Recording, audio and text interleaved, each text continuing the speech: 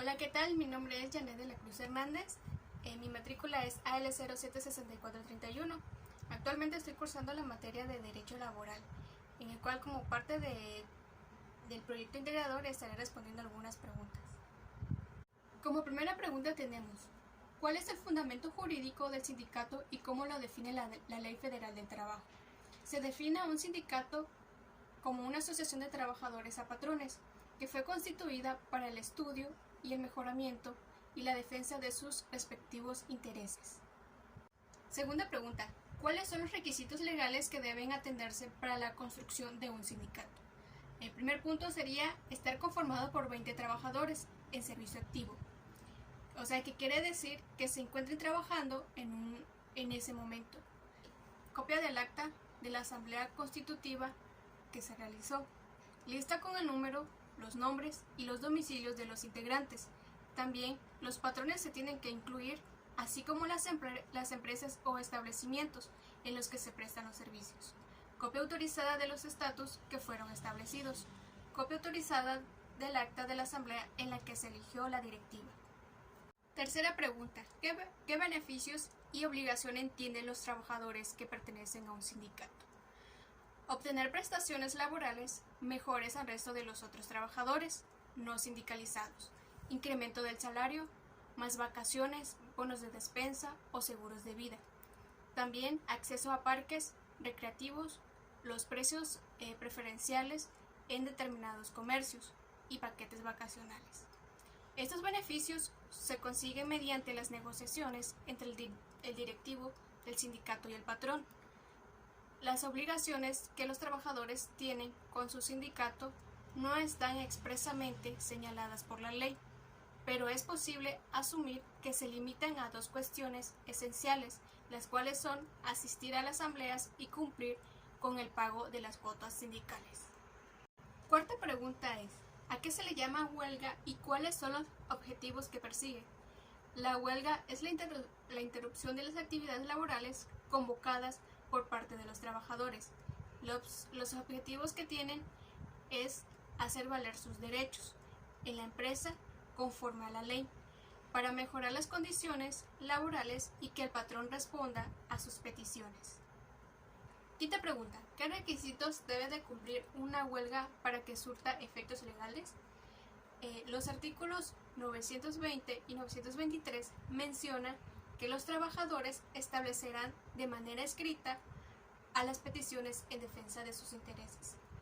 Señalar el objetivo de realizar la huelga y expresar la fecha y hora de inicio de suspensión de labores. Presentar un duplicado de las peticiones a la Junta de Conciliación y Arbitraje y dar aviso con 6 días de anticipación. Y el pliego petitorio reunirá los requisitos establecidos en el artículo 920 de la Ley Federal del Trabajo.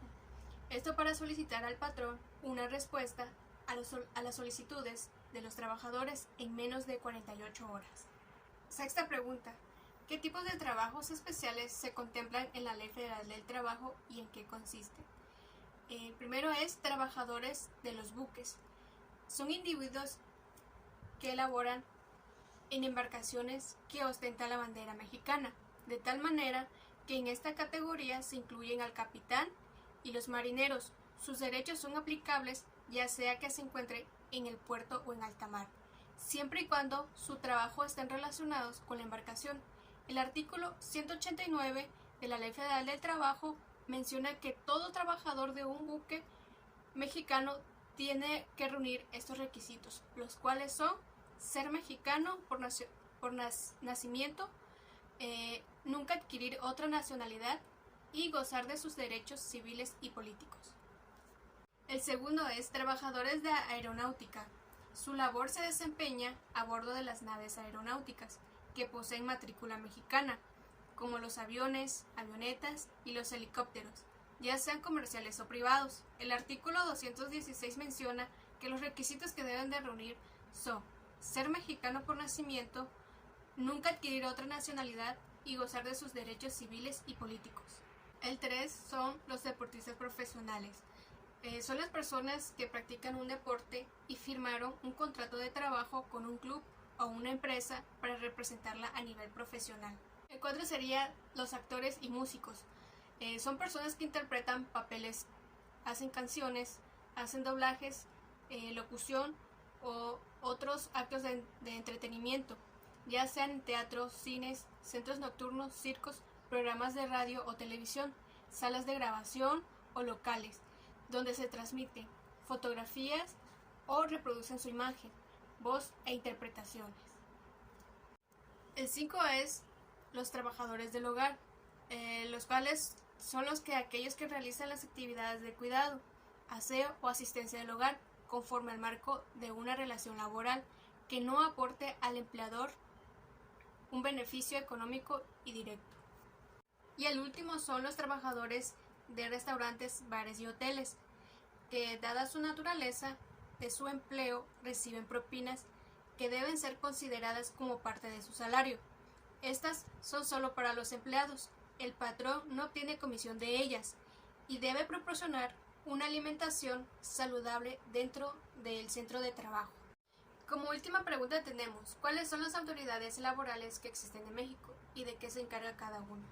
La primera es Junta de Conciliación y Arbitraje. Son las autoridades judiciales laborales que se encargan de impartir justicia en las relaciones de trabajo por medio de la paz y la armonía. Garantiza la seguridad jurídica y la transparencia y la certeza en una resolución de conflictos laborales.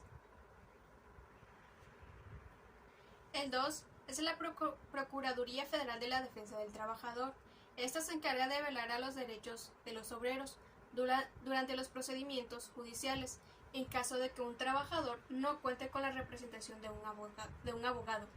Asimismo, brinda asesoría integral en estas situaciones. El 3 es la Secretaría de Trabajo y Prevención Social.